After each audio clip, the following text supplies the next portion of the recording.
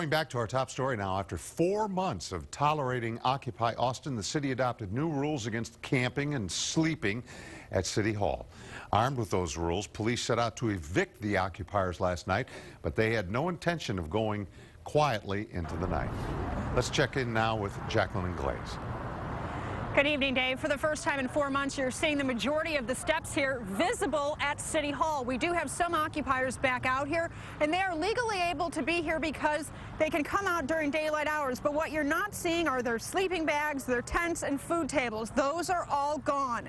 And just as you see occupiers here, they're also banding together at another location this evening. About 20 occupiers are still outside of the criminal courthouse in downtown Austin, waiting for the remaining protesters arrested last night to be released. They say they're upset and caught off guard by their eviction. Some even made signs with expletives targeting police. Now, these occupiers are no longer allowed at City Hall between the hours of 10 p.m. and 6 a.m., and no one can sleep at City Hall anymore. City leaders maintain that they tried to talk with protesters about use of the City Hall plaza and mezzanine, but that Occupy representatives wanted nothing to do with discussions.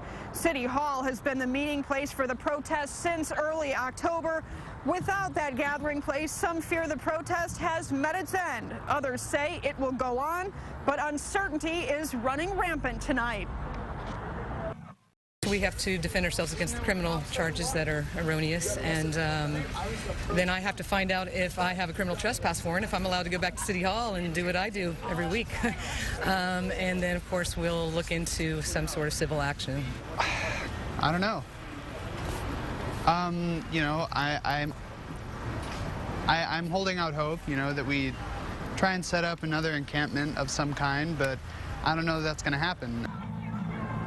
Now, all of those occupiers, the ones that are left at the criminal court building, will make their way back here to City Hall for a meeting at 7 o'clock. That meeting, David, will determine what is to become of Occupy Austin. If you talk to a few of these protesters out here right now, they'll tell you this movement is far from over. We're live at City Hall. Jacqueline and Glaze, KXAN News.